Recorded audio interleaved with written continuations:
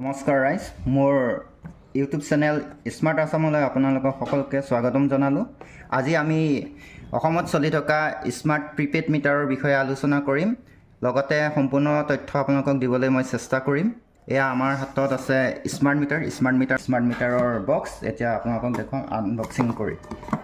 এইটো হৈছে আপোনালোকৰ ঘৰত লাগিবলগীয়া smart prepaid meter. Smart prepaid meter দুই প্ৰকাৰ আছে, এটা ক্ৰিষ্টেল আৰু এটা স্নাইডাৰ। স্নাইডাৰটো আপোনাৰ ক'ত ধৰিব পাৰিব, এইটো আপোনালোকৰ ঘৰত যে লাগি আছে স্মাৰ্ট মিটাৰটো কি কোম্পানীৰ হয় আপোনালোকে ক'ত চাব।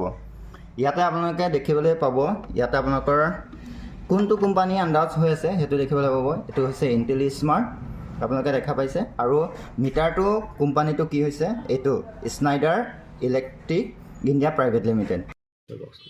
এইটো চিল 5টা আহিব, এয়া স্ক্ৰু 4টা আহিব, 4টা চুকত 4